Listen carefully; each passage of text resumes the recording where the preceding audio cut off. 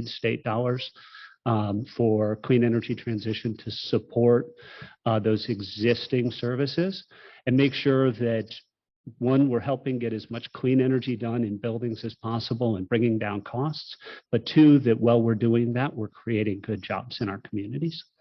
So I'll be sponsoring legislation that we're calling a Building Energy Upgrade Navigator.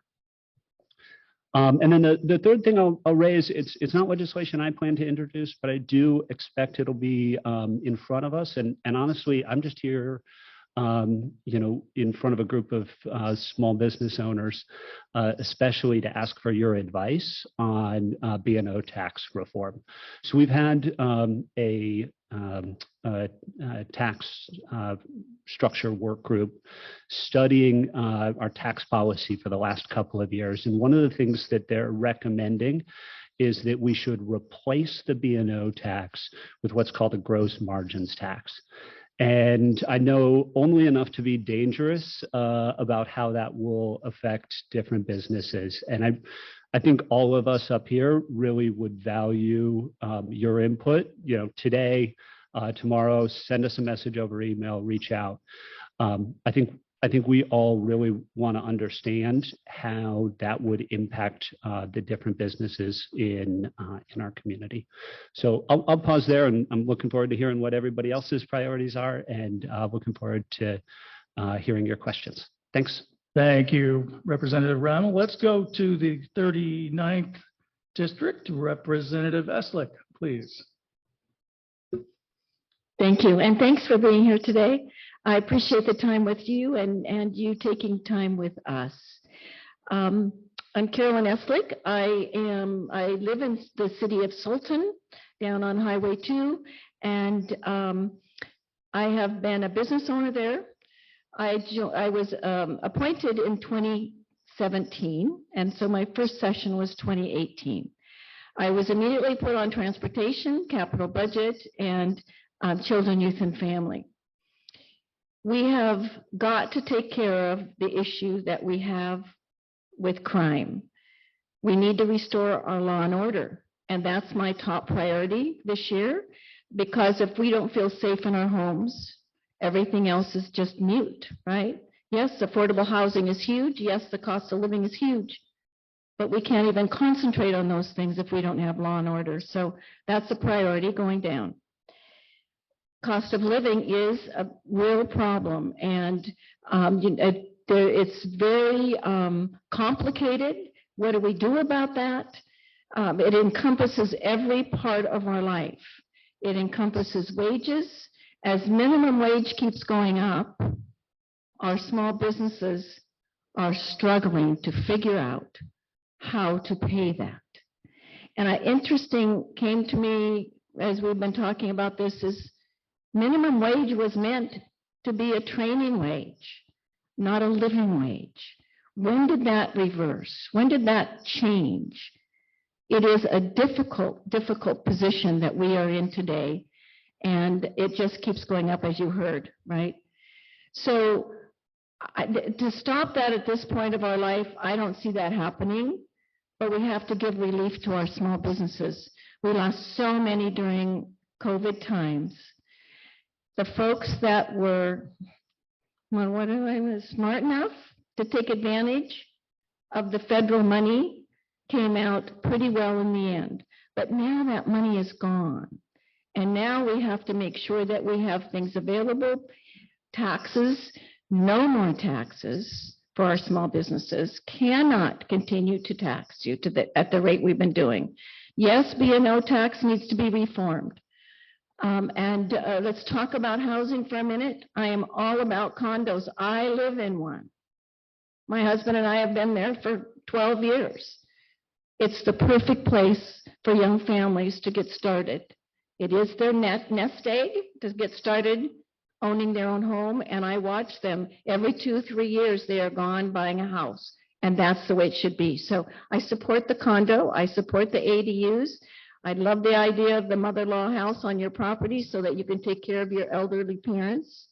Maybe it's a sister or brother that needs to be, right? And I also believe in home sharing.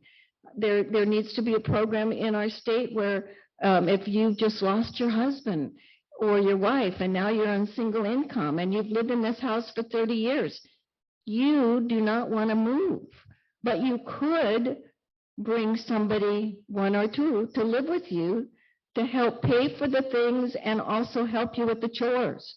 That's called, there's a program out there called National Home Sharing. I understand that somebody's working on that at the legislature right now, but we have to have an entity to facilitate it. Do not let the government facilitate that. I'm just here to tell you, it doesn't work. We have to have people that know what they're doing take care of some of those issues. I am very involved in youth and mental health and continue to be in that arena. I am ranking member now in Human Services, Youth, and Child Care. We worked all summer long, many meetings to bring priorities to the state and to the governor about what is really important in that arena. And several of us are working on bills to help make that journey, especially with our youth and mental health, behavioral health. They have such a struggle, and we've lost so many of our kids to suicide. And it didn't help that they were Zooming from home. It only made things worse for them. So we are working hard to make sure that we can make that journey easier for them. And that's really where my heart is in the work that I do in Olympia. It's funny, when you go to Olympia, you expect to bring your history and your experiences, and that's part of it, but there's so much more to learn. We have to know something about everything when we go to Olympia. And we have expertise in certain areas, and people start to know that. And I am known now in Olympia for my youth and mental health and looking out for the families. Hence my Family Resource Center bill that passed a couple of years ago. We're working towards funding for those folks too, and hope that we have one in every community before I die. And I hope that's not too soon. Yeah. So anyway, thank you again for letting us be here today, and be sure and go to our websites and sign up for our newsletters so that you can see what's going on and see what we're working on. Thank you. Thank you, Representative Eslick. Let's stay in the 39th district, and we should welcome Representative-elect Sam Lowe. Well, good afternoon. It's great to be here. I'm Representative-elect Sam Lowe in the 39th district, and I'll have that title of Representative-elect for about 3 or 4 more days until we get sworn in on Monday at noon. So then that will change. But I really appreciate everybody being here today. I have a small business background. I ran my own successful small business for more than a decade in Snohomish County. And I eventually closed my small business when I was elected to the Snohomish County Council. So I have a heart for small businesses. I know what it's like to deal with the B&O tax. I know what it's like when sometimes you don't qualify for the B&O tax because you didn't have enough revenue for the quarter. And I know what it's like to pay the B&O tax when you make a lot of revenue too. So I feel for business owners. I appreciate them. It's good to see Jessica. Jessica is working with the chamber up here. She used to be in Snohomish County, and it's a great loss to Snohomish County and a great addition for Skagit County. I do represent East Skagit County. I enjoy the opportunity to represent Cedro-Woolley and all the communities to the east there. I appreciate the job that Mayor Johnson's doing, and we've had a lot of great discussions on things that we can work on together from a city perspective, through the county and the state level. We talk about committees. I am on the housing committee, and so I've already worked on several housing bills already in a bipartisan fashion. Many people know me as a person that can work across the aisle and be very successful, and I hope to bring that same energy to Olympia. I'm also on the state government and tribal affairs, so that will be a new committee for me to learn and get a hold of. And then kind of my specialty is transportation, and so I'm the assistant ranking member on transportation, and currently I serve on the State Transportation Improvement Board, where I've been the chair the last 2 years, and we've invested hundreds of millions of dollars in our cities and our counties through the Transportation Improvement Board. And so I've enjoyed serving on that from a local perspective, but now at the state level, having the opportunity to work on transportation issues. And so I enjoyed the opportunity to work on those things, and transportation is very important to our businesses. It's very important so that customers can get to where you're at, so that you can get to your jobs. And we have a lot of challenges in the 39th, and the 39th is a very, very big district. It goes all the way from Sultan, where Representative Eslick lives, and she has been great to work with in this position. I've worked with her as the mayor when she was a mayor, and now to the position she's at now. And I think we're going to make a very great team in Olympia working for the 39th district. But it goes from Sultan into Lake Stevens, where I live, all the way up here into Skagit County. So it's a very diverse area. It's a very growing area. And I look forward to serving on those challenges together.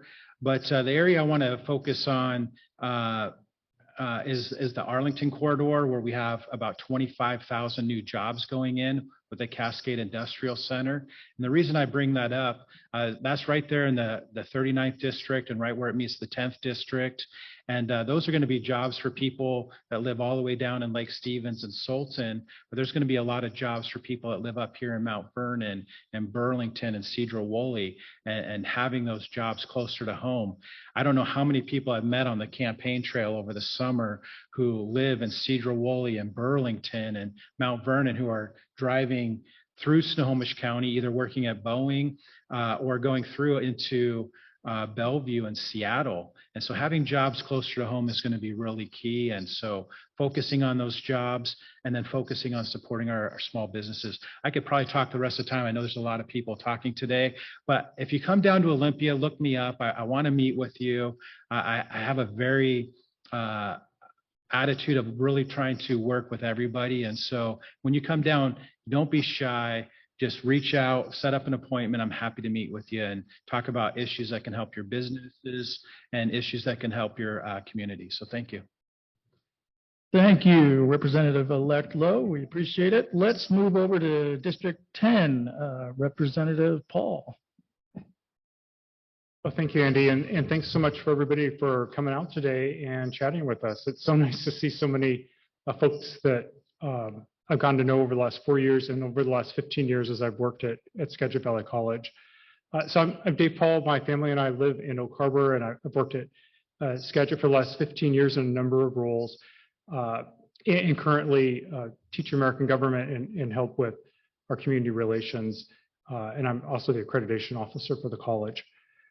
So I'll give you like 3 big issues that I think the legislature will absolutely be addressing this year, and then talk to you a little bit about my committee assignments and some bills I'm working on.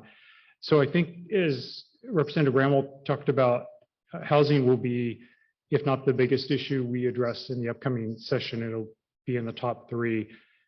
You know, Representative Eslick talked about the cost of living and affordability issues, and there's no doubt that we've got a housing shortage, and we've got to get more housing options across the spectrum.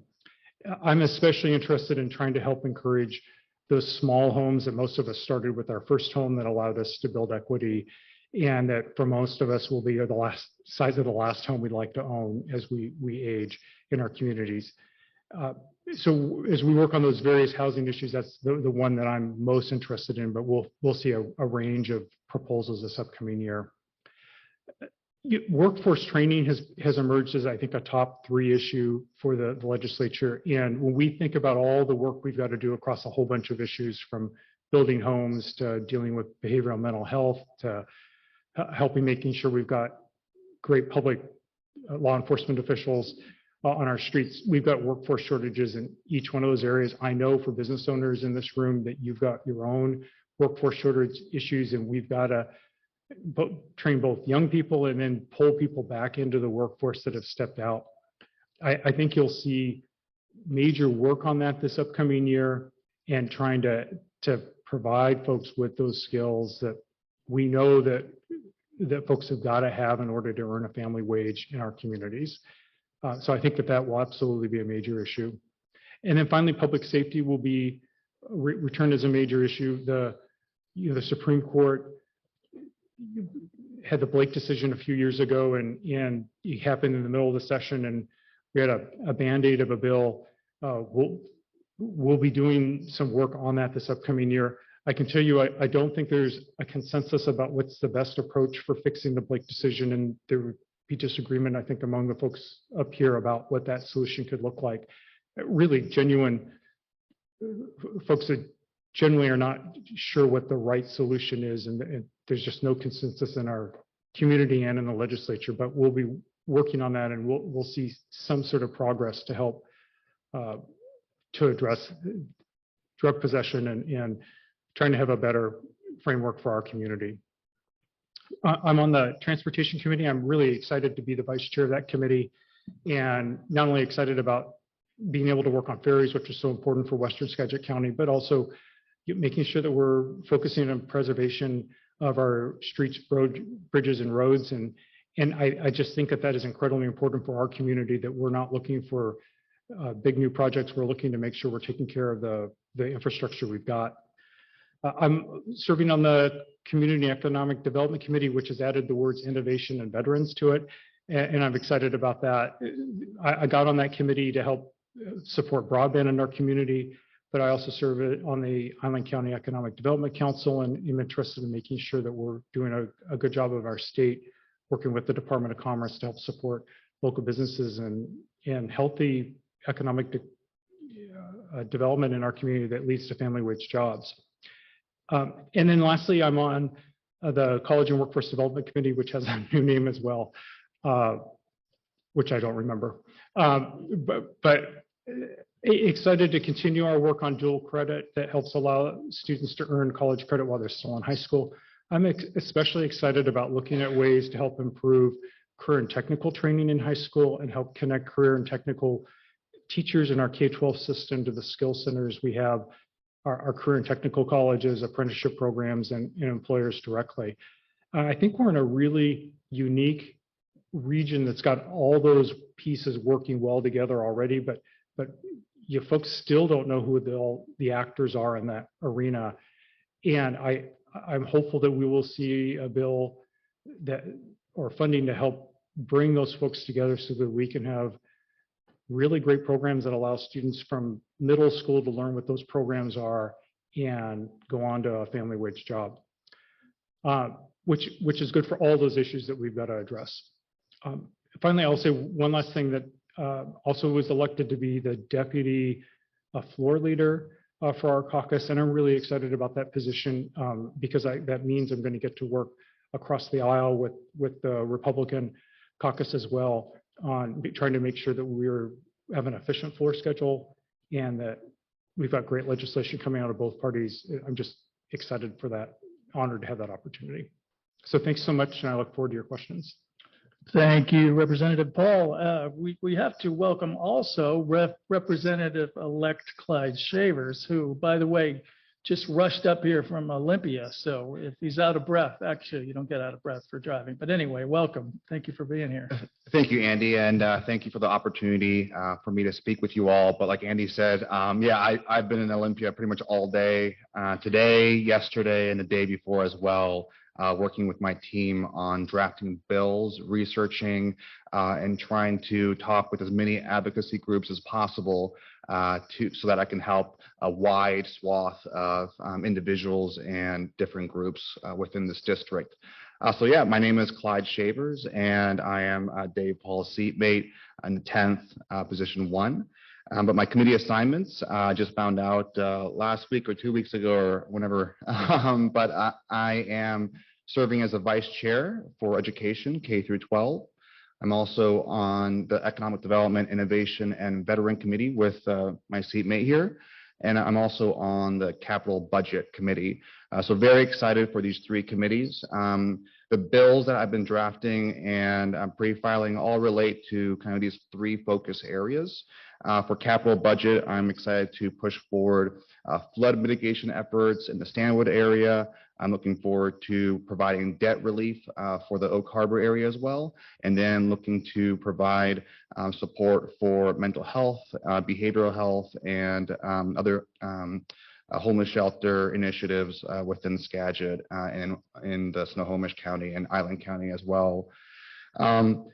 My bills so far are focused on these aspects of preservation of farmland, so supporting our farmers and farm workers, also veterans in our military and seniors. So I'm very concerned about seniors being priced out of their home. I'm concerned about veterans not being able to afford the cost of living that's rising every year. And so I've been looking to provide tax reduction measures for our veterans, tax reduction measures for our seniors as well, so that we can help them move through this. I'm also very focused on public safety and law enforcement. And so like Representative Dave Paul mentioned, I believe that there are certain initiatives or bills or measures that need to be fixed from last session or 2 sessions ago. So I'm working with a lot of colleagues of mine right now to figure out how can we move forward in a collective manner, in a combined bipartisan manner, so that we can support our community and also support our public safety professionals, our law enforcement professionals. So the past few weeks, I've been talking with law enforcement here in Skagit, actually, and talking with the mayor and talking with city council members to see how can we come together and make sure we're all moving in the same direction. I'm also very focused on caregivers. We see a growing population of older folks who need care from their own family members, daughters and mothers caring for their grandmothers and grandfathers, and we need to support them. We need to figure out a way so that our family members aren't just relying on family members. We need to find some way to include them in a broader kind of initiative or support system so that people can stay at home and live with their family members and just be able to afford the cost of living while also ensuring their family is safe. And finally, businesses. So I've been speaking with small business owners and associations here and there throughout this week and last week as well. And so I'm looking forward to providing initiatives, including tax reductions, B&O, for employers and employees. Most of our district is actually, small businesses encompass most of our district. And so we need to make sure that our employers aren't being overburdened by fees, by high costs, as it's harder and harder to actually be an entrepreneur, harder and harder to actually grow your own business. So a huge proponent of that. I mentioned I've pre-filed, I'm starting to pre-file bills. So I submitted a bill already. It's already public. And I'm very excited about this bill. It better allows local governments, so cities and counties, to contract with local groups for local services. And I think it's very exciting because it allows our government to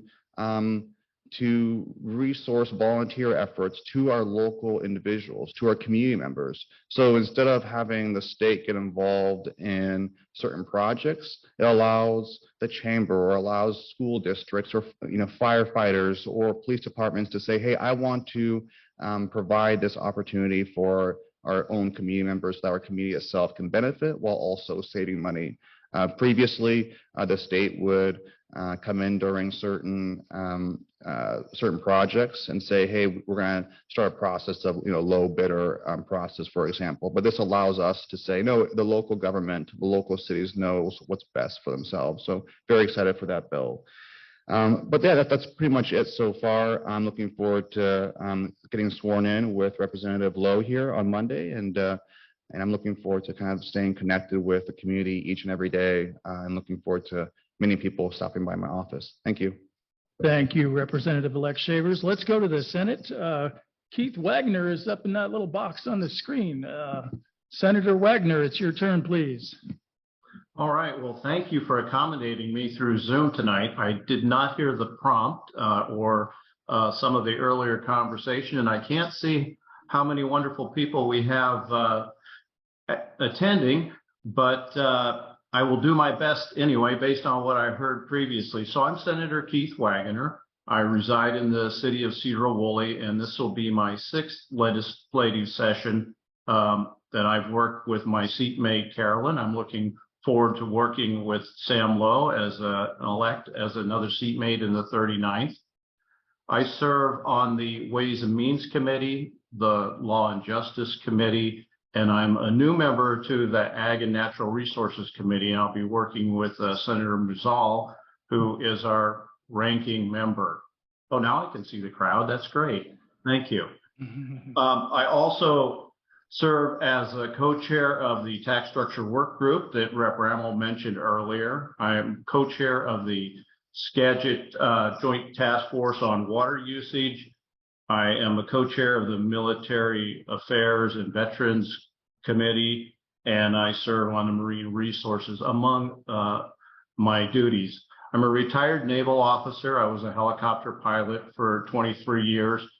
I came back to Skagit County where I grew up, went to Burlington, Edison, and I have served in the Cedar Woolley City Council for 5 years, and I was the mayor. So, I'm also the minority whip. It's been a great pleasure to serve the 39th. And I think some of the best work I've done was on the committee that I'm no longer the ranking member of because it was dissolved. And that was the Behavioral Health Subcommittee. Over the last several legislative sessions, we really worked together down in Olympia to do good things for behavioral health and bring facilities to local communities. If you look on Highway 20, you see the Skagit Behavioral Health Center. That was work that I did with my seatmate, Carolyn Eslick, and some great folks on the other side of the aisle. Senator Frocht, who is now retired, was a big player, and Senator Moncadingra, who was the chair of the Behavioral Health Subcommittee. We work together in Olympia, and it's great to see colleagues up there in a way that I don't think gets explained enough. And I know a lot of folks say, you're going to go to Olympia and you're going to fight for me, right? And I always say the same thing. That's not what I do. I don't go to Olympia looking for a fight. That's the easiest thing to do. I go to Olympia to do what's best for my constituents and to work with my colleagues because it's the only way we get things done. And I think Rep. Hall pointed out quite astutely that we all understand the problems. We may come at the solutions from a slightly different angle. So priorities,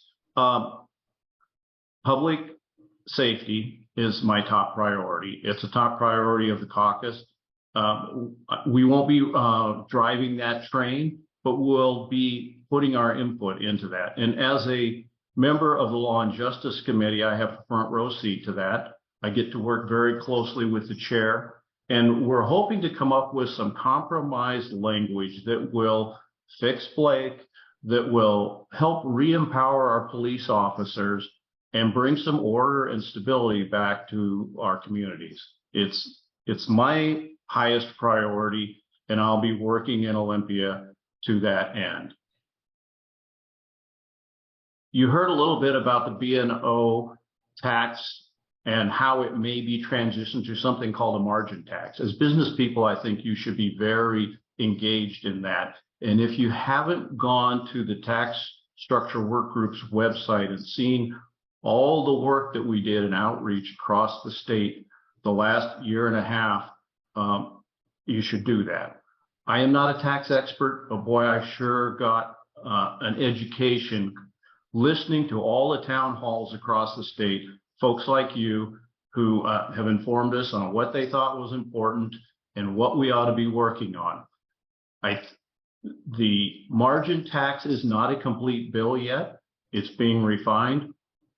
At the end of the day, there will be winners and there will be losers because the tax structure work group was set up in a way that we were required to maintain revenue neutrality, which means you couldn't impact what we took in and we couldn't impact the budget.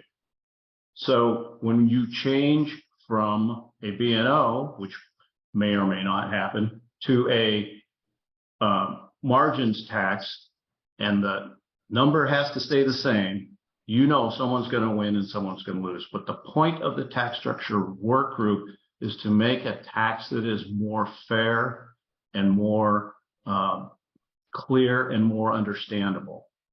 So I really encourage folks, especially since you are business community chamber folks, to look at that and to come and tell us what you think and testify on bills so that we know what you're thinking. I want to go back to behavioral health and something else that Rep. Paul mentioned, building workforce. We've done a great job of putting capital facilities in our communities. We've worked with the Swinomish tribe for the Dijwalik. I worked with Senator Muzall on that. But what we still lack, it's the same thing you lack. We still lack the workforce to man all those facilities properly. That's something that we're working very hard in the legislature to fix and to incentivize young people to go into those fields. Some of the ideas are some tuition forgiveness, special programs to encourage folks to go into the behavioral health realm. And I think we've made good progress, but we have a long ways to go. Lastly, sorry. Thank you. Nope, that's good. Lastly, as Rep. Ramel said, we are interested in your ideas. I am not an expert on very much. I know how to fly a helicopter pretty well, or used to, but I don't know everything. And all of the best ideas that I've had success with in Olympia have come from constituents. So you should always feel free to reach out, tell me what the problem is, but better, tell me what you would do if you were me. I really appreciate that. Someone who comes with a solution along with the problem, and these things turn into bills. All of my best bills, none of them were my own idea. So remember that we represent you and that we can make things happen. And I'll stop there because I know there's going to be a lot of questions. Thank you, Senator Wagoner. Senator Muzall, I'm sorry that you are last, but we're happy to have you. Well, obviously, there's been a lot said up here today, this evening. Thank you for the opportunity to visit with you. A little bit of background for me. I'm the fourth generation on the farm on Whidbey Island. Very blessed to be surrounded by family. The fifth generation is vested, and the sixth generation, there's three of them on the farm. The newest one arrived New Year's Day. My background is in agriculture, but in business. I spent 30 years on boards of directors of organizations, from local nonprofits to Fortune 200 companies, as well as being on the farm and reinventing ourselves. We direct market everything we grow in the way of livestock through our own store, through 6, 7 other grocery stores, and through distributors up and down the I-5 corridor. We have about 10 employees. We're in a constant state of adapting, which is pretty normal for business. How do you stay in business tomorrow and next month and next year? By addressing your margins, by addressing the moving target that is business. That's my background. I've been blessed to be able to travel to Asia, to South America, to Africa on business, and being able to see how business works in other parts of the world. So when I was appointed in 2019 and then elected in 20, I brought a background to Olympia that was a little different than is often there.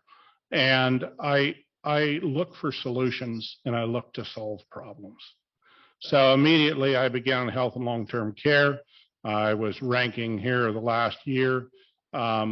Health and long-term care, we've got real issues with our medical providers. And we talk about the cost, but as we dug down to it, and I put together a team to really begin to look at the cost of medicine, where are those costs? And one of the reasons that we have cost is because the state of Washington is so poor when it comes to the Medicaid reimbursements. We are now number 50 in the nation when it comes to federal matching dollars. In other words, we don't put enough money into it as the state of Washington to get the reimbursement from the federal government. We've now sunk below West Virginia. We haven't addressed Medicaid reimbursements in some cases for 20 years. So I'm happy to announce that we will have a number of bills that I will be involved in this year to begin to look at Medicaid reimbursements. And we think it doesn't affect us, but it does. One hospital district in our state, 70% of their clientele is Medicaid, Medicare, or Indian Health. That leaves 30% in private insurance. They have to charge private insurance 170, 180% in order to cover their costs of doing business. If you've got private insurance, which most business owners do, you're paying that amount of money to make up for the shortfall. And Medicare and Indian Health, they tell me, are okay. Medicaid is the biggest problem when it comes to reimbursements. And we're not just talking hospitals, we're talking primary providers, we're talking long-term care. We've got a backup in our hospitals right now. Medicaid pays $350 a day. Depending on the hospital, it could cost them up to $600 a day. We need to address the Medicaid reimbursements in our state. I'm on the Ways and Means Committee. Not always the most interesting committee, but probably the most vital committee in the Senate, because we deal with the dollars and where they go. I'm also on the Rules Committee. I am, as Senator Wagoner mentioned, I am now the ranking member on Ag and Natural Resources, which takes care of Washington State Department of Ag, Department of Natural Resources, state parks. What was the other one? Department of Natural Resources, state parks, Department of Ag, Fish and Game. So it's 4 departments. In Skagit County, Department of Natural Resource has a tremendous amount of trust lands. The timber revenues from those trust lands are supposed to be going to the schools in Skagit County. Department of Natural Resources is either over harvested or under harvested to the point in time Skagit County does not receive their share. And you could talk to one of the Skagit County commissioners about that, but it is a huge issue. And now the head of the Department of Natural Resources wants to take 10,000 more acres out of that amount to put it in long-term carbon sequestration. In reality, on our state trust lands, if you want to sequester carbon, put it in a house, which we need more of, and plant trees, which have 2 or 3 times the ability to sequester carbon than an old tree does. I'm also vice chair of the caucus. One of my #1 goals is to see bipartisan work done in Olympia. And Senator Wagoner mentioned that. And I filed a number of bills with my contemporaries across the aisle this year. I'm also on the Missing and Murdered Indigenous Women work group. And Senator Monica Dinger and I will be have just dropped a bill to enable the Attorney General's office to have 3 or 4 new employees that will concentrate just on murdered and missing Indigenous women. The last thing I'll say is, along with bipartisanship, we need to make a decision as a society as to what we're going to be in the future. I'm one of the newest board members of the Whidbey Island Civility First organization. If we can't sit down and have conversations about topics and have civil discord on that, we don't have much of a future. I think that's the most important thing. We're never going to agree on everything. I've got the most wonderful wife of 37 years in the world, and it's hard for many of you to imagine we don't agree on everything. But you know what? We can come to a solution, and we can both give, and we can work forward. And that's what we need to do in society and in Olympia. That's where our future lies, not in discord. So thank you all, and look forward to any questions you might have. So that's a good segue, because it's your time to come up here and ask questions, and do expect you to do it in a fine and civil manner. Of course, you can address it, or in fact, you may address it to someone in particular. We don't have time to go down the, well, depending on how many questions you have, we don't have time to go down and ask each person's, opinion on something. But does anybody have questions? Now you're shy. Come on. Thank you. Thank you all for coming this evening and sharing with us your visions and agenda for your session coming up. I appreciate that you're here for us. In particular, I just wanted to speak to Representative Eslick's comments about the home sharing program. I find that really amazing. I get to work with the Friendship House in Skagit County here, and we support a lot of people who are trying to transition out of homelessness. One of the things that I envision is some sort of database for roommate screening. And when you bring up seniors and the struggles that they're facing, and I appreciate all of you have housing on your minds. Is there some way, when you're saying to not let the government run this for us, that you have an idea of what a community could look like as far as pulling some sort of a safe interviewing space, perhaps maybe at the new Library Commons, that can be managed or directed in some way that people are able to meet with each other, do some background screening, and really get some real references on potentials for roommates that are not really used to this type of outreach and networking within the community. I know it's a very scary thing. My mother-in-law herself refused to even entertain the idea of a roommate as a vulnerable adult when you're widowed, and it's a difficult decision to make. And there's so many young people, as you mentioned, that could help with chores and errands and really be a good compatible person in the right type of housing. Do you have a vision for that? How would I go about it if that was something that I'm seeing? Like, how do we get the community to start putting that together? This is an actual program that started in Vermont. It's in many states now. It's called National Home Sharing Program. And I looked into it, and we need a nonprofit, an entity to take it on. They told me it cost about $25,000 to get it started, but it covers all of those bases, and they send you the actual business plan. They've got it all laid out. So, and I've been talking to Skagit Food Bank, and I can't remember her name, but she's very interested in doing that and bringing that forward. Yes. So you two need to get together right there. So all I'm doing is I'm the messenger, right? I'm just the messenger. I thought of this years ago, and I actually talked to the community college locally and said, why doesn't the alumni do that work for our students for college? And the alumni, my thought is they're ready to start giving back. So maybe they give a room for the year for a student. So this program can work for all ages. And I'm here to tell you, I have a roommate.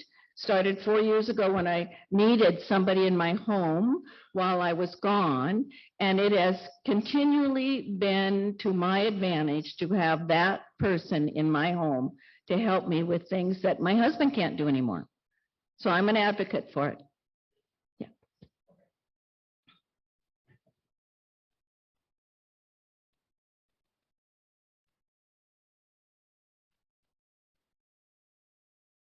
Hello, all. Thanks for being here tonight. I have got to meet with many of you. I'm Nikki. I work at Chinook in Mount Vernon, and we serve Anacortes as well as Snohomish County, Island County, and Whatcom County now. So thanks for being here. Speaking of Medicaid and nonprofits, my question is, would you support a rate work session or compensate where the governor's budget fell short of a rate adjustment for DSHS contracted employment providers, as what we do is solve some of the many issues you spoke to around connecting employers with workforce.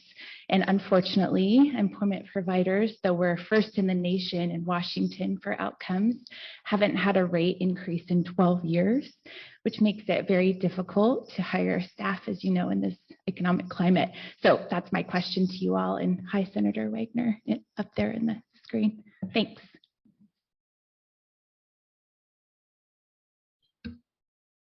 Well, I think the short answer to that is yes. We've got a number of these issues that just, we have not addressed these rates. And so this, and I sat on the board this summer when it came for long-term care and that as well. We've got to step up to the plate there, and especially at a time like this where we're looking at the cost of living increasing at a rate that we haven't seen in a significant amount of time. The state's got to step up to that. So, yes.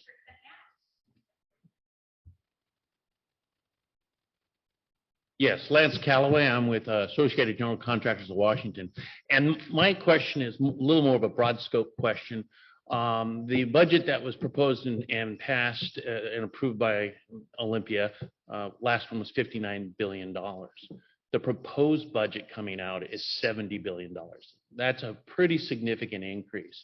Obviously, our revenues have shown that we're still bringing in money, but when are we going to look at curtailing some of the unnecessary spending that we do have in our budget? Because things get put in there and never get taken out, and it becomes part of a fund that is not necessarily as beneficially used. Has there been any discussion, Ways and Means Committee, of how to evaluate if we're effectively using the budget dollars that are allocated?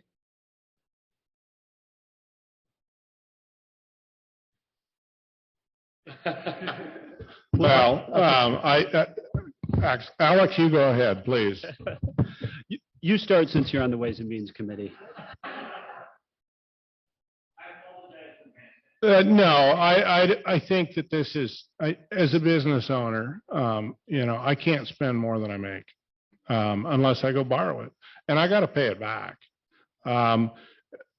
We have said, and I'm echoing our caucus, we've got enough money. We just are not putting it in the right places.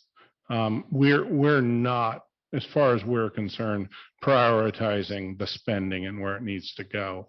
And in many cases, we're creating bow waves that are going to affect us many years in the future. And, as a conservative, I strongly believe in structure, discipline, and accountability. And unless we do that as a government, we're just creating problems for our children and our children's children. So unfortunately, we, as a minority, we can talk about that. We can certainly offer legislation that hopes to address that.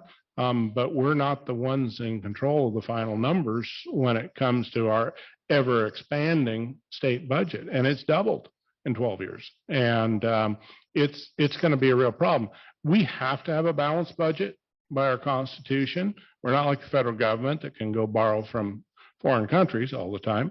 That makes me heartsick, but we have to have a balanced budget. But we continue to expand I refuse to refer to tax dollars as revenue. A business derives revenue by providing a service or products, and then they derive revenue. We take money away. That's not revenue. And so our tax dollars, as those have increased, we haven't been good stewards of that, seeing it ends up. And my example of Medicaid is a perfect example. We spend it in lots of ways, except on the people that truly need it. Well, I guess I'll present the other side of that story. Looking at the governor's budget, there's not tax increases that I saw in there. Certainly no significant ones. We're talking about growth in the state's income that's as a result of growth in the economy and the growth in inflation that we've all experienced. And so for us to simply be able to keep up with the costs of providing government services, whether that's road maintenance, DSHS, all of the Department of Licensing, all of the services that we have all come with corresponding increases in costs. The governor was able to balance that budget in a way that that does not require new taxes, and I think that's an important statement about that budget. I'm not agreeing with every line item in there, but I think that's important to recognize. I would challenge the assertion that programs aren't reviewed regularly. I think the state government, we've all mentioned the various committees and oversight groups that we work on. There's a lot of eyes on everything the state government does, and I think we do a good job. We can always improve, but I would challenge the assertion that things just get put in there and then forgotten. I don't think there's things in our state budget that we've forgotten about. And then the last thing I'll just say about the governor's budget, and it's kind of where I started, is the one big new spending item in there is expanding funding for Housing Trust Fund. And that's urgently needed at this moment. And I think, as an individual, as a business, we borrow money to do things that we need to do right now. And we need to build homes right now. And we need to address our housing crisis right now. I'm not committed yet to supporting that approach to borrow money to expand the bond capacity, but I think it's an example of the kind of innovative idea that we need to bring to the housing crisis this year. So looking forward to all of those discussions, but I think that's the right intention. Thank you both. I believe we have some questions online. Oh, they went away. Andy, could I take 1 minute and respond to that also, please? Sure. Just 1 minute. That'd be awesome. Thank you. So yes, indeed, we are the minority. And what would it look like? There's some areas that would be different if we were majority. And one I'd like to talk just briefly about is housing first. We fund millions, in fact, billions of dollars for buildings and programs to put our people in and they continue their habits. And the whole philosophy of get them housed and then we'll talk to them about rehab certainly doesn't work in the manner that folks had hoped it would. So that would be different. That would be different. We would make sure that they are sober and then we can house them. And our taxpayers would be spent, in my opinion, wisely. Thank you. Ordered two members of this panel at the beginning. Here, why don't you shut the microphone off?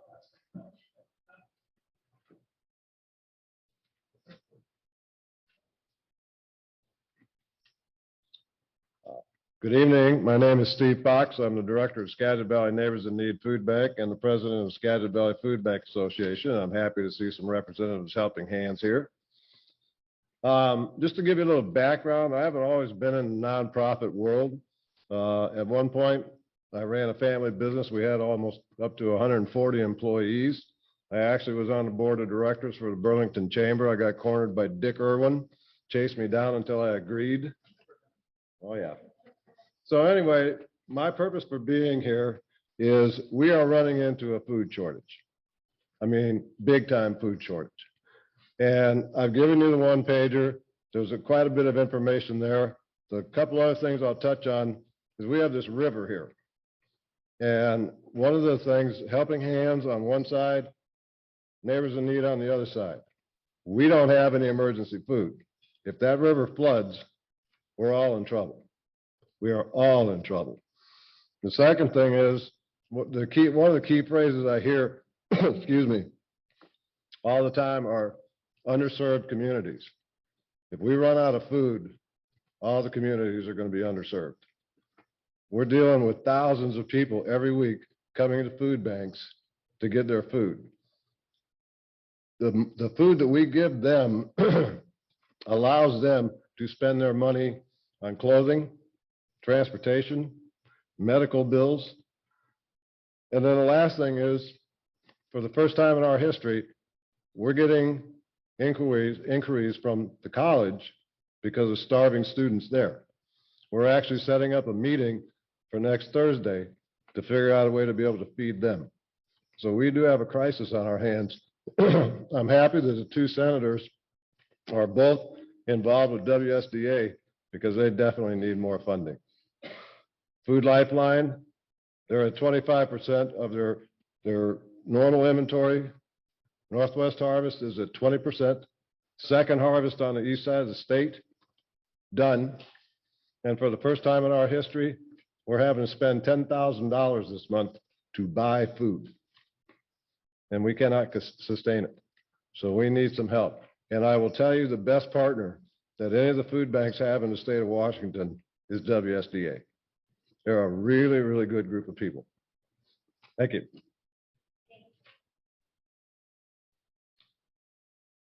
I don't know if there's anything that you would like to, or should we move to the next question? Any response? Come on down.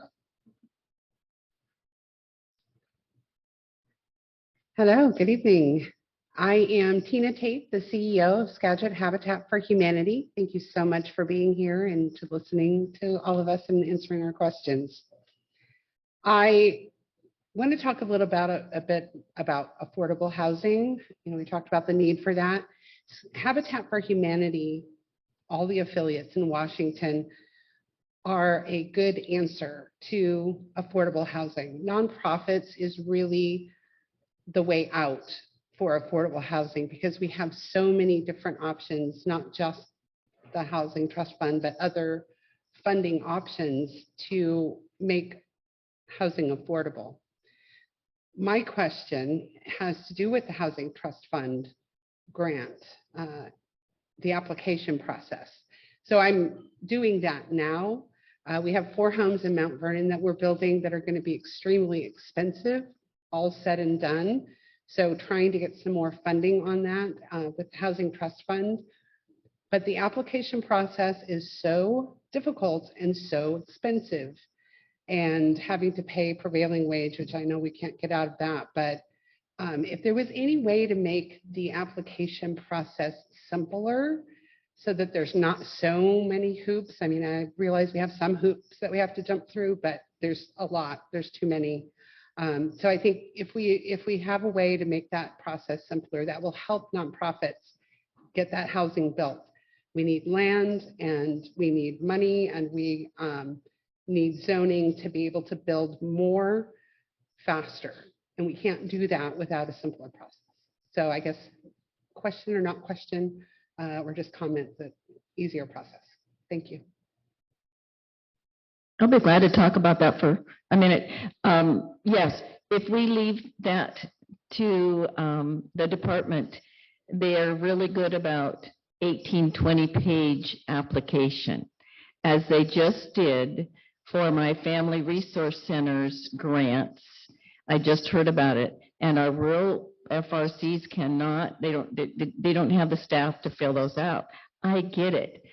I think that we need to be looking at that, and if you would email this to my office, we'll see about changes. And I'm going to tell you that it can happen because it did happen for our ranchers that are dealing with elk problems, and they needed reimbursement for their fencing and for their grass.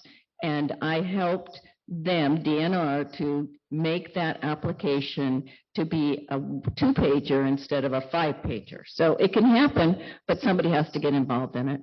So do email my office. Thank you. Thanks for bringing that up. I just jump in one more note. I mean, I think this is a good sort of contrast with Lance's question, because it is really important that we have oversight to make sure that we're not wasting money, right? We want to make sure that projects that we're funding with public dollars go to places where it's needed and useful and important, and where you have the permits and the housing will be used well, and there's management structures in place and all of those questions. So we have to constantly be looking for that balance point. I'm also interested to hear if you've got suggestions on how we can adjust that balance point. And I think hearing that this is a project with 4 houses makes me wonder if there's an opportunity for us to have, the short form for smaller projects kind of approach, or if you're filling out the same application as a project that might have 100 units and long-term maintenance obligations. So happy to take a look at that with you. Yes. Senator Wagoner, is this the time that we wish you happy birthday? No, this is not. This is the time I say hi to Tina. It's good to see you tonight. And I give a little plug for all the great work that Habitat for Humanity's done. And home ownership is really one of the most important things. I just got off a meeting a couple hours ago with former Governor Gregoire to talk about the housing crisis. She's done some great work with Challenge Seattle and has some ideas for the legislature. But the Habitat for Humanity doesn't just help the home owner, it also helps the community. And the city of Cedar-Woolley, under Mayor Johnson's leadership, partnered with them. We got permits streamlined. We also partnered with the school so that some of the math classes and the woodworking classes were able to work with the folks who are helping to build their home. And we turned what was a rundown little section near the high school into, I think, 4 or 5 nice new homes that people own. It's such a great program. And Tina, if you would please CC me on your email to Representative Eslick, I would appreciate it. I think unless we do sing happy birthday, I think we're going to make that the final word. Thank you, legislators, for participating. Thank you for all of you that are here. Thanks for the people that are online that hung with us since 3. We appreciate it. Thank you again. Have a good evening.